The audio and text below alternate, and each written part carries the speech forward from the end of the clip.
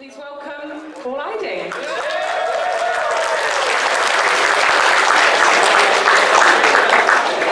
So Paul, thank you very much for being with us here this weekend. I'm happy to be here. I'm happy to be anywhere, actually. But especially happy to be here inside. Is it still raining? It's Birmingham, it probably is. We love the rain coming from Southern California because we don't see it very often.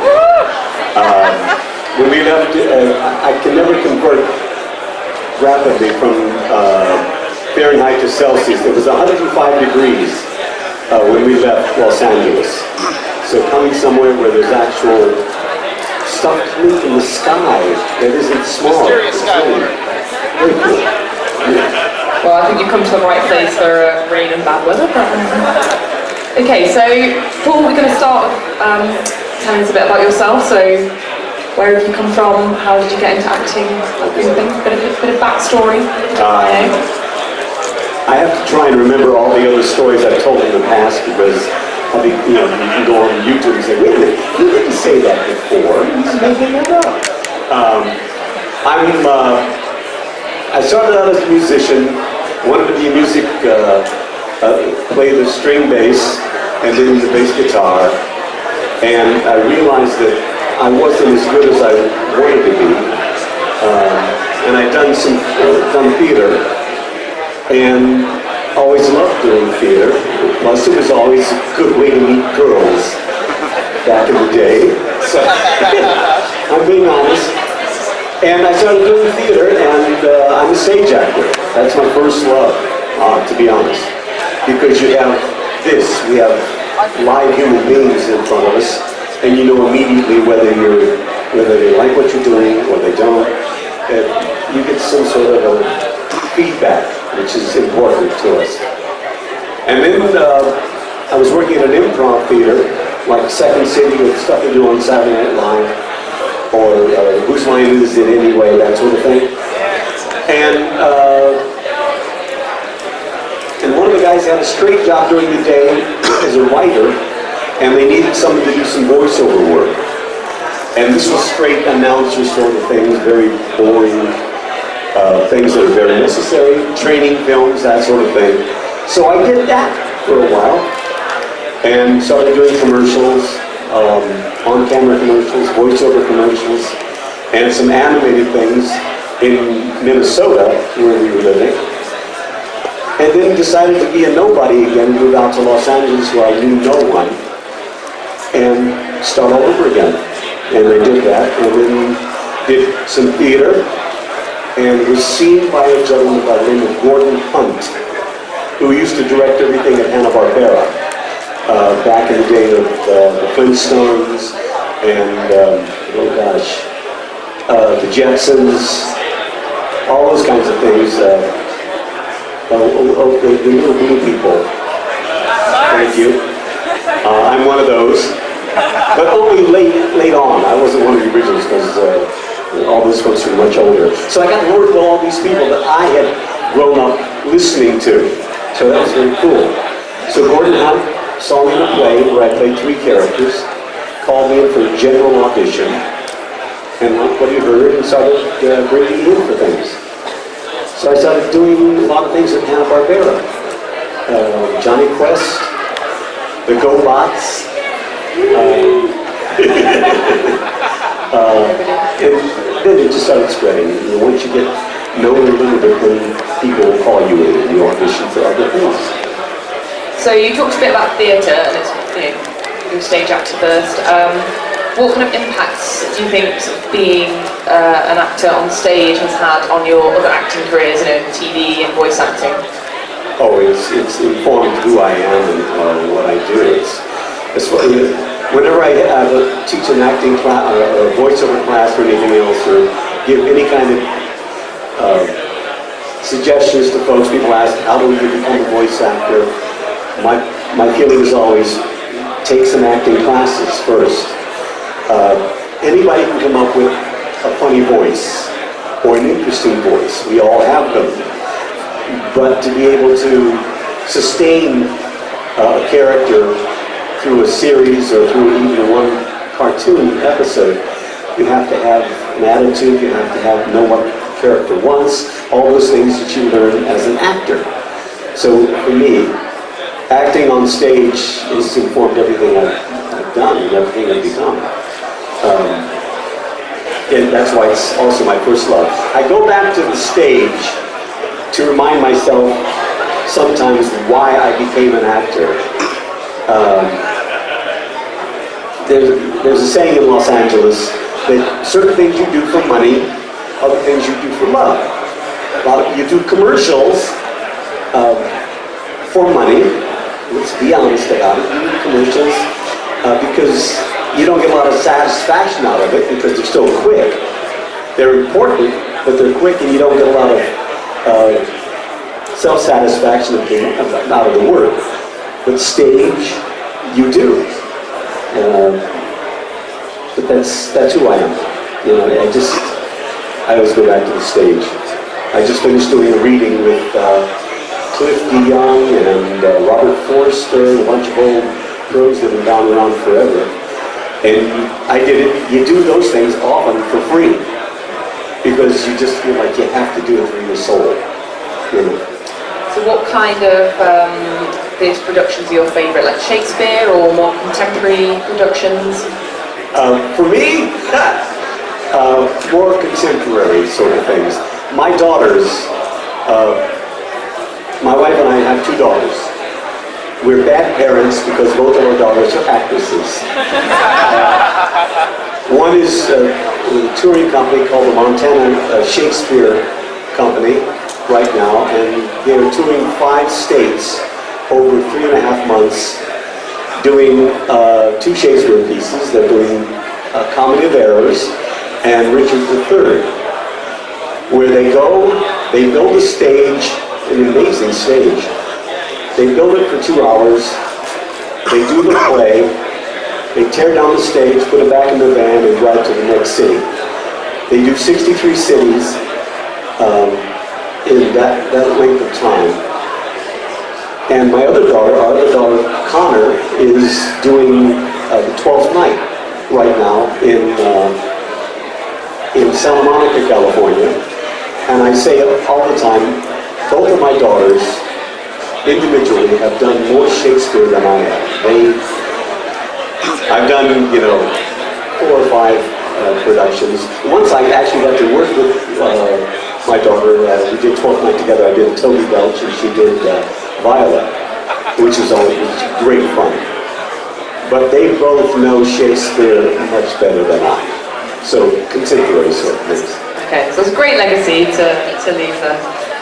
So some of your other acting you've done is a lot of video games, so you've played many parts in minor and major. So you're most well known for being Colonel Campbell in Metal Gear Solid. I don't know if we've got any Metal Gear fans here. Snake!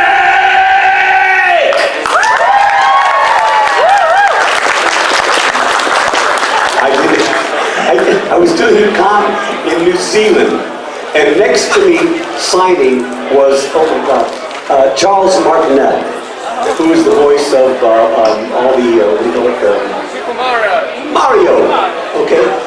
So as he's signing all day long, I love this man, he's so dear, but all day long, whenever he signs, he would always end with, woohoo! He would say all these little things, would you like that princess? Or, woohoo! And at the end, about 3/4 through the day, it was like, okay, one more ooh-hoo, I'm going to slap him. So, but somebody said, can you do the end game over from Metal Gear? And I said, sure, but don't tell Charles I'm going to do it. Like this. So he did his ooh, and I did my snake. And he almost left his seat because he had no idea it was coming. So I got even with him for that time. It was great. Yeah, Metal Gear is, I've done a lot of games. We were talking to some folks earlier, from Skyrim to Fallout 3 and Fallout 4. I am I guess, besides the voice you create, I'm the first voice you hear. I'm the guy who wants to sell you the Is it? Vault-Tec. Good morning! Vault-Tec calling! Yeah, I'm the obnoxious guy. StarCraft. Remember StarCraft? I'm, you must construct additional pylons. I'm that guy. A lot of video game stuff. That line's made it into Cards Against Humanity. What? That line made it into Cards Against Humanity. No one ever gets a reference. Well, I was upset because we actually finally played. We had a party and my daughter had a bunch of friends over. We were playing games against humanity, Cards Against Humanity, and I know that line is in there, but you didn't come to it. Somehow you didn't see it. And I was just waiting for it. I said, okay, that's my line. Anyway, yeah, it's very cool. So how is voice acting in video games different from voice acting in films and shows and other types of acting? Well, voice in video games, the way I approach video games is much more, it's more like radio drama.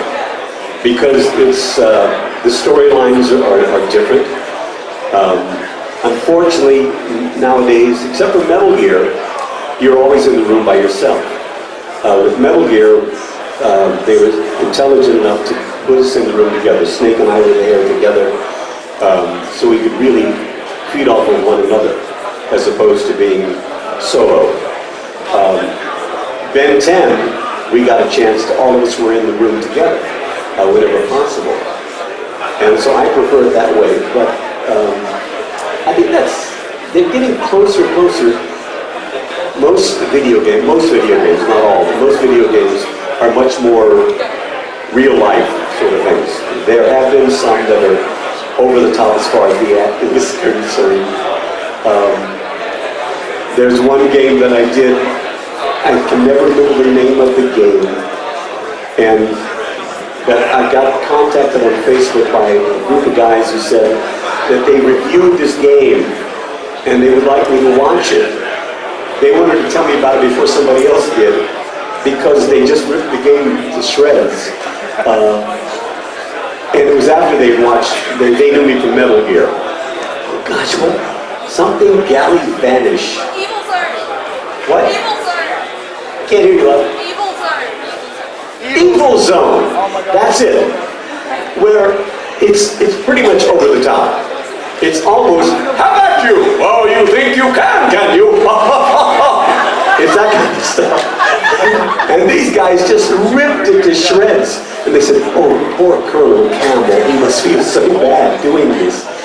Well, for me, you do what an actor's job is to do what the story asks for, and if you're directed a certain way, that's who you do it for. The director says, this is the way we want it, and that's your job. So there are times when I'll listen to something, and I'll listen to actors that I know, and I may look down on some of their work and say, oh, God, bad acting.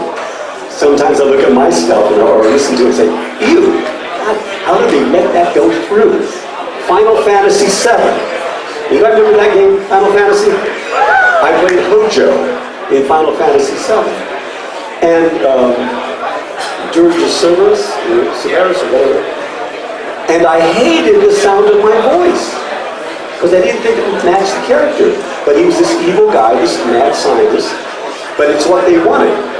And as a result, you really don't like this guy. So they were right, I was wrong. Because a lot of times you want to make yourself sound good all the time.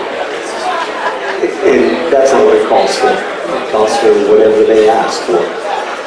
And you do it, you know. Okay. So getting on to Transformers now, which is why you're here. So when you first had the role of Perceptor in G1 and the movie, was it just another role for you, or was it completely new when G1 first started? So what are your thoughts on the franchise of, as you know, at the time when you first started that role, and then over the years as Transformers has changed and the fandom's grown and you've become quite involved in it? Originally, when you first, anytime an actor gets a job, you're thrilled. You know, it's like, hey, I got a gig, man. Okay, it's going to be a series. We think it's going to last for a while. We don't know. You're always overjoyed. You have no idea what's going to come of it. You never know what's going to... You may have to do a series that you think is the best thing you've ever done that goes nowhere, that it just doesn't catch people. And then something like Transformers happens, and a phenomenon. It becomes a phenomenon. You don't know exactly what it was. You know you're doing something special because you have that feeling in the room. That was another great thing about Transformers. There would be 8 guys in the room. I don't think they ever had more than that. Maybe we were doing the Insecticons, we were doing the movie, we had more. But we'd all be in there, which was good and bad. The good was we got to feed off of each other. There was a spontaneity. The bad was we would laugh and laugh and laugh and laugh. So we'd lose time. But with something like the Transformers, I don't think any of us knew what it was going to become, to be honest. If anybody did, or says they did, I think they're lying. Number 1, you're happy you got a gig. Number 2, you hope it lasts. But you never know, you know? It's crazy. Doing the movie, we were already on for a while, so it's like we knew that we were doing something really special. And then working with, finding out Orson Welles was in the movie. I did a movie with Orson Welles? Are you kidding me? You know, Robert Stack was cool, and he was a big name back in the day. And the Breakfast Club was still big. So it was good to work with those people, but to find out you're working in a movie with Orson Welles, I mean, that's... And then to find out that your movie killed Orson Welles, you know, then it's not so cool. You know? Yeah, I don't know, it just... You're happy for any job that comes, and you hope that it's going to last for a while. Right. Okay, I think everybody's at the point of the panel now where we're going to take some questions from the crowd. So if we've got a couple of microphones to run around.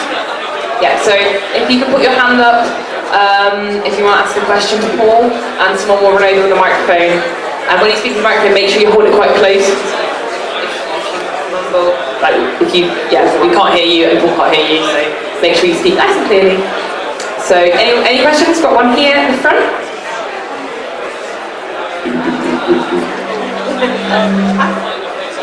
Hi. Hi. Okay, if you hadn't gotten the role of Perceptor, do you think that there would be another character that you would like to voice? Oh, in Transformers? Oh, take your pick. I mean, my gosh. Well, if Peter had never been around, or if Peter sounded like this, I would have gone for Optimus, you know. But no, he doesn't sound like that. He's got those chops. Or you know, Greg Berger, Grimlock. You know, everybody wants to do Grimlock. You know. I did a character on the GoBots that we didn't think about it, but it was basically a ripoff. I never thought of it at the time because I'm sure I didn't, but it was more or less a ripoff of Starscream. I did a character called Scorp, who was Psykill's lackey who transformed into a scorpion, and also a very cool plane. So that would have been fun, although nobody's as good as our original. Oh, Skateboard was pretty cool, but you know, Chris Lotto was just, he was magic. But that's, yeah, any of them would be fun. Because, especially now, because back then, it's interesting because you get typecast by different casting directors, even with voiceover. There were certain casting directors that would bring me in for over-the-top cartoony stuff, that Hanna-Barbera, you know, all that kind of stuff. And other ones would bring me in for the higher-pitched voices. And then there were a couple who would bring me in for the lower things, the things that I ended up doing a lot more of as far as the video games are concerned. So it's really interesting. But again, I'm an actor and I wanted to do it. You hire me and I'll do whatever you want me to do. I'm an acting whore. Okay, got next question?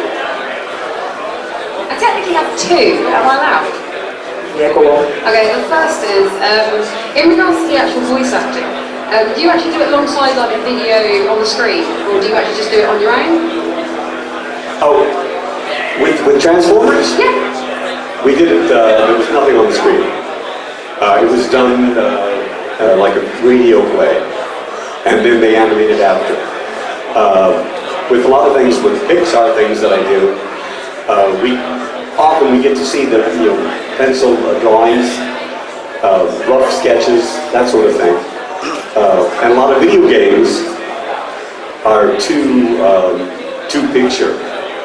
But with Transformers, it was all us first, and then animating afterwards. The next one's kind of about working with Frank Welker. Did you have a lot of experience with him? Did he help you because he had such a wide experience in the time of that period? Frank Welker is probably one of the worst people I've ever known in my life. He's minimally talented, and he's also just not a nice guy. And if you believe any of that, I have some property I want to sell you. I got a chance to work with Frank a lot at Hanna-Barbera before we did Transformers.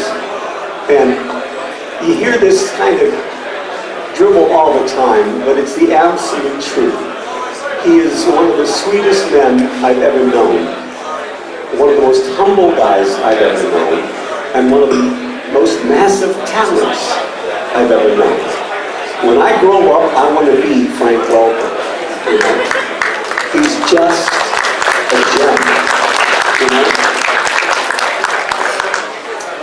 Any more questions? Come on, don't be shy. Now, Rick Berger.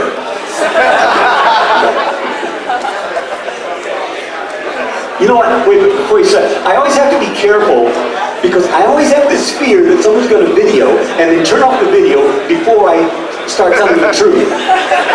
Oh, Paul, I said horrible things about Frank Welker. I'm sorry, go ahead. Out of all the G1 episodes, which one do you think you had the most fun voice acting for? You mean the Transformers? Wherever I had the most things to say. You know?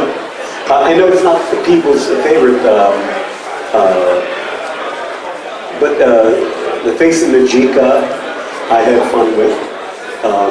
Some people, why do people hate that episode? Some people love it, some people hate it.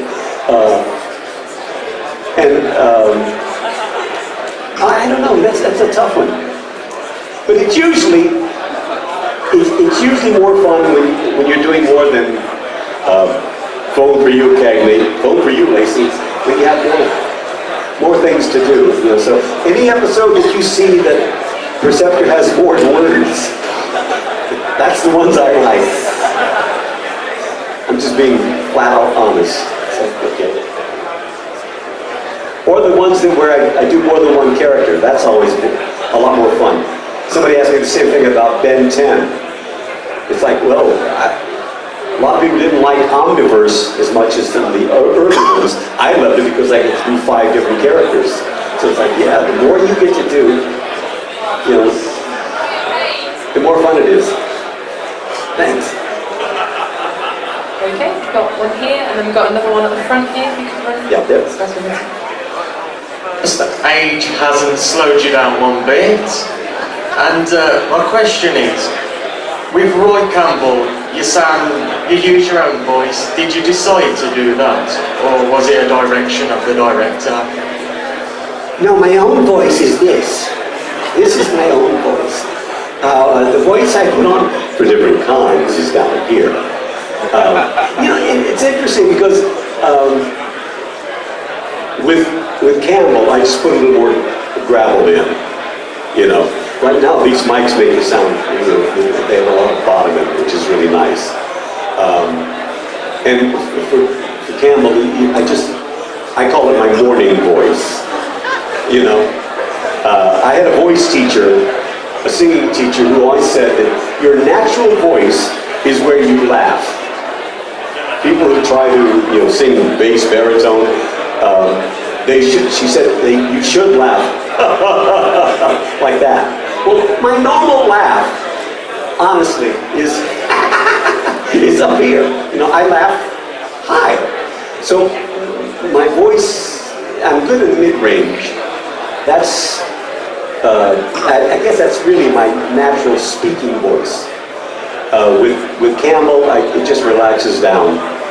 And I call it my morning voice, or my late at night voice, And then put a little more gravel in it. Same thing with Grandpa Max. Just a little more gravel,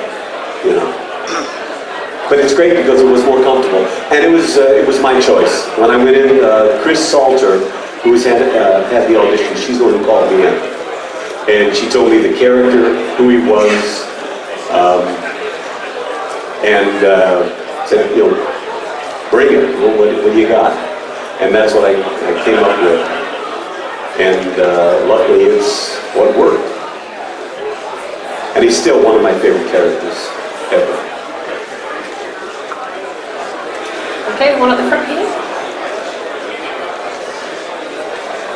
Hi. I'm just curious, with all the different franchises you've done over the years, is there a point where you realise this franchise has actually been a success, this character's actually gone down really well? Do you find out through the company you're working for, or do you find out from coming from things like this? Well, time will tell, obviously. Metal Gear, we knew, when we did the first one, we knew that it was really something special. We didn't know there were going to be more, but we knew that it was something special. We just, when you go in to record, and the book is like that, then you say, okay, we're going to be here a while, and then you start getting into it and understanding the story and the relationships and what it's about. It was just brilliant. And if they made the gameplay as good as the concepts and the ideas behind it, we knew that was going to be something special. With Transformers, we knew often when you have a good time when you're doing something, you know something's working. Other times it's hit and miss. I've always said one of my favorite cartoons I ever did only went for one season because it was just so crazy, and that was a trauma thing called what is it? Toxic Crusaders, which we love doing. Great actors in it. Greg Berger. Was it Squidward? It's like we had a great cast. Sue Blue directed it. And we thought, okay, here we go. This is great fun. It's silly. It's over the top, and only one season. So that one we were hoping for, just because it was so silly. You just overact and get away with it. I wish it was something that I really understood, that I could pick out those ones and but I've been real lucky with some of the games as well. Diablo, we knew it was a special game way back when, but then there's only been three versions of it. So which I knew the formula. Got a question over here on the side. You was accepted in the original series. A computer was chipped in the next one.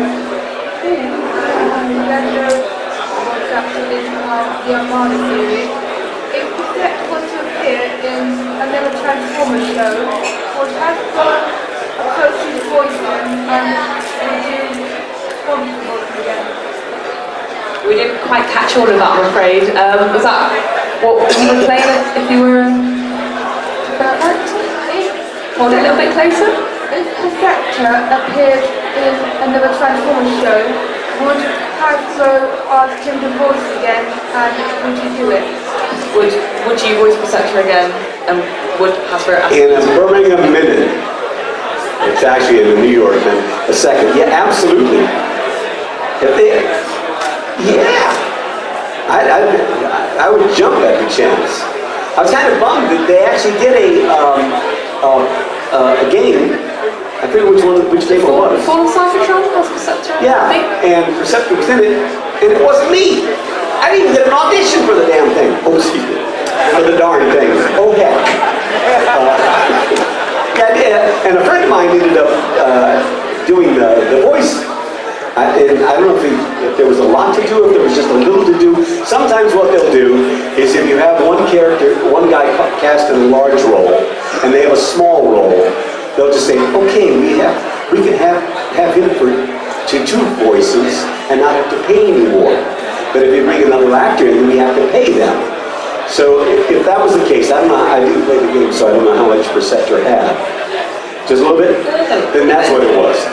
They had him, yeah, okay. Okay, I don't feel so bad. Yeah, they had Jim Ward do my voice in, or do Preceptor. How egocentric of me to say my voice. To have him do Preceptor. I gotta tell a quick story. Okay, so I'm doing Ben 10. This is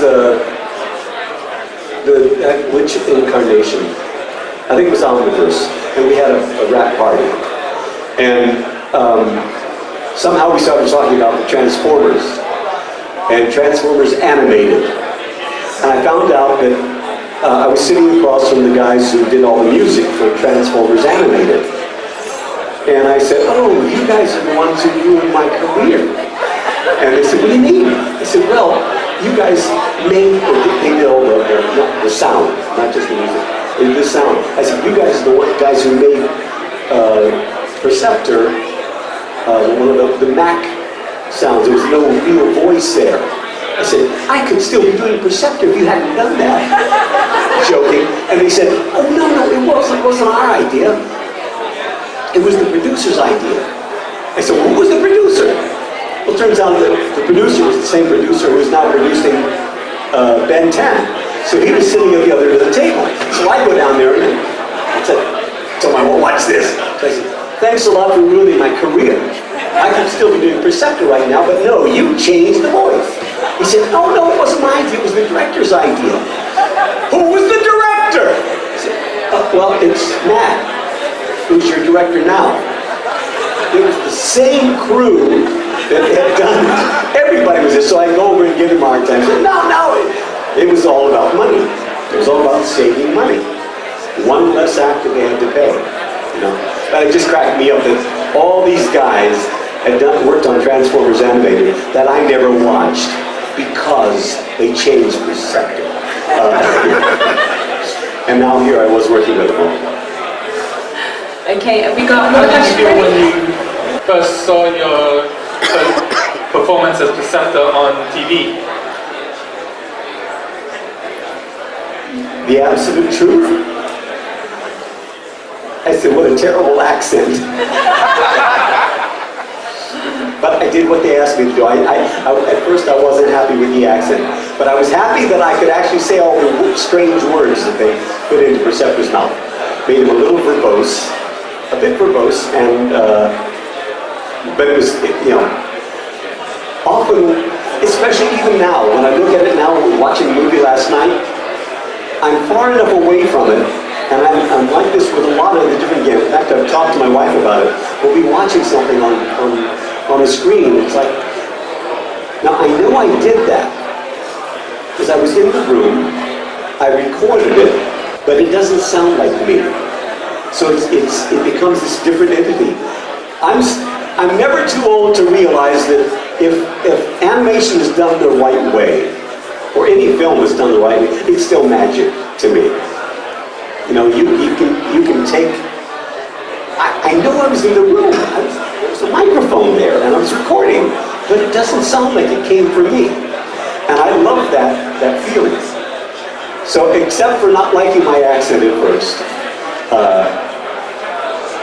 it's always fun. It's always fun to hear it. especially now when you're so far away that it seems its own special entity. It is real for me. Man, that sounds scary, doesn't it? This guy believes in inanimate objects are real. It's magic. Yeah. Next question. Guy here. Anyone else? Hello there. Hey. So, a bit of a two-pronged question. Compared to when you started to now, what do you think the differences are to getting into the field of voice work? And what's your opinion on those two, like, from then and now, I guess, like getting into the field of My opinion on what? Sorry, how getting into the field of voice acting has changed from when you started to now, and just generally your opinion on the whole thing. Okay.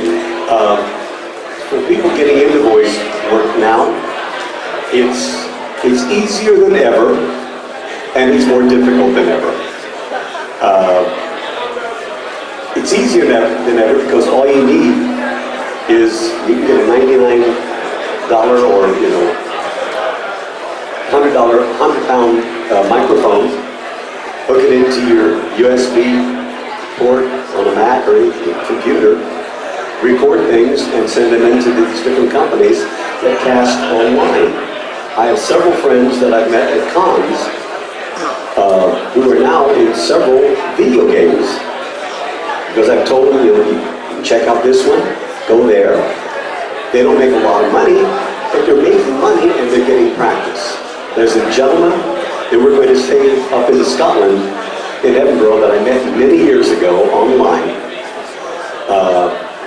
Who's incredibly talented. He was then, when we first started talking, I think he was 17 or 18 years old, just getting into uni.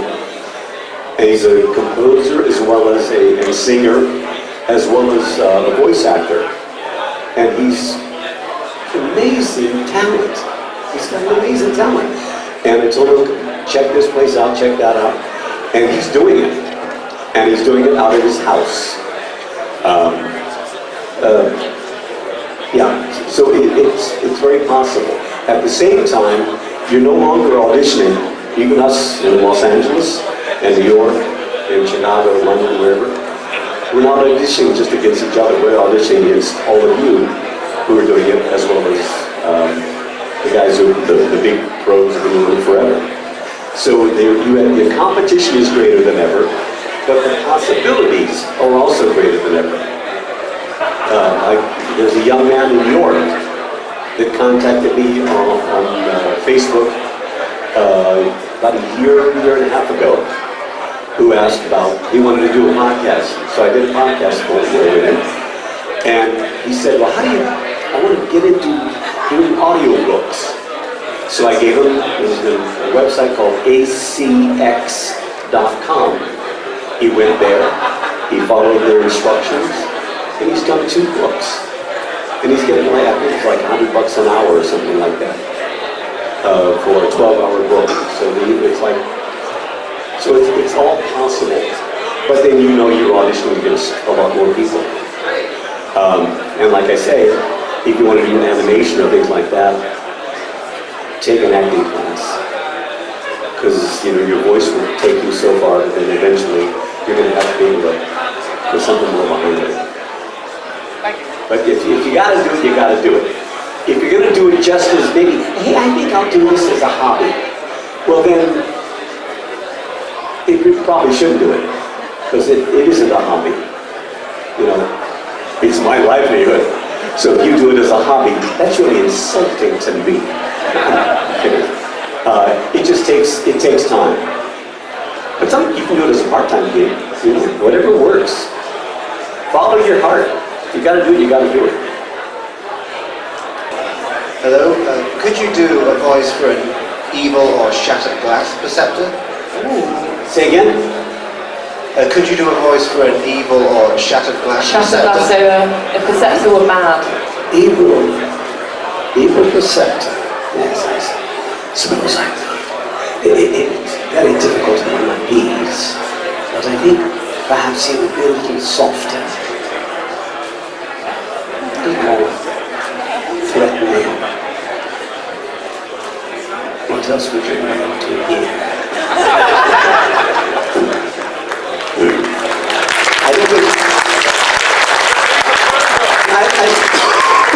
Because cursory annihilation of subsequent capability indicates a distinct tactical deficiency.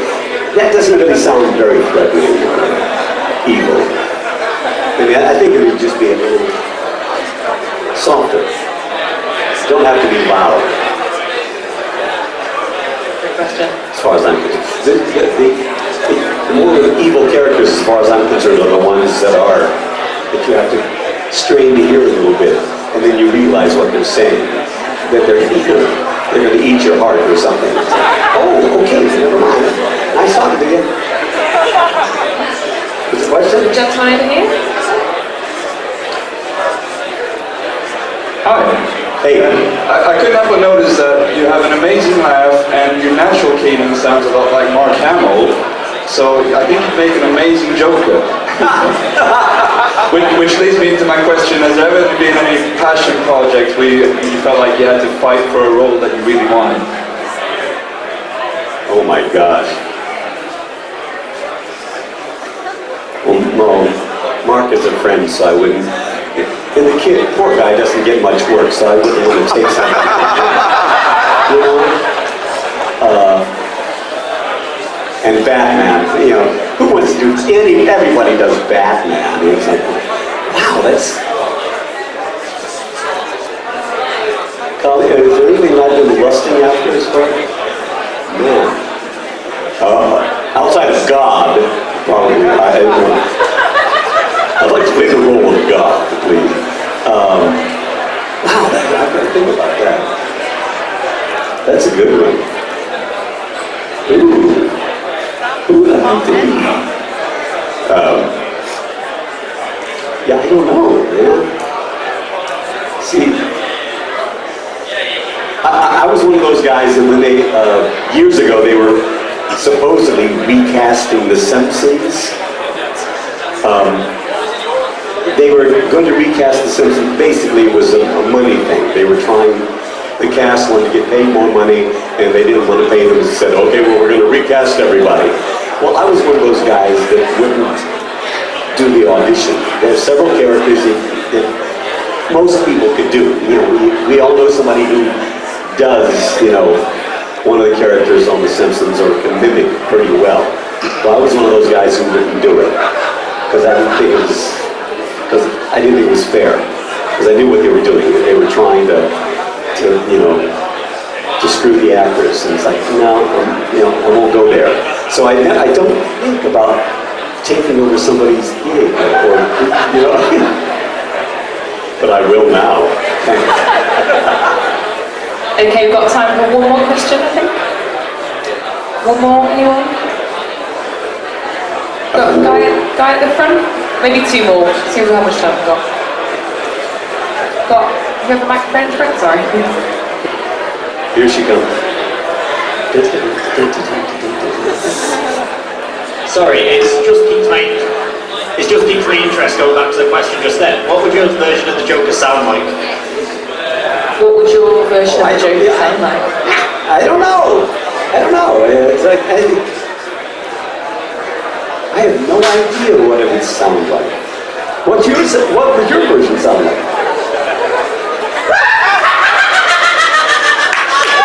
You win.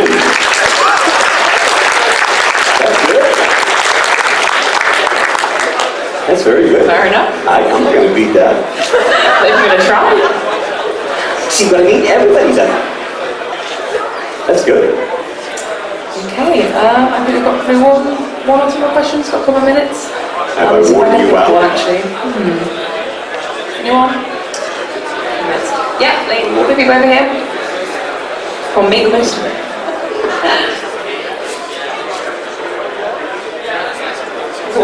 Hello? Oh, hello. Hi. How many voices can you do? Like, how many what? How many voices can you do? How many different voices? Oh my God. How many voices do I do? Is that what the question was? Yeah, like how many can you do? Like Seth MacFarlane can do like many voices. God. I don't think it depends on, well, oh man. How many characters have I done?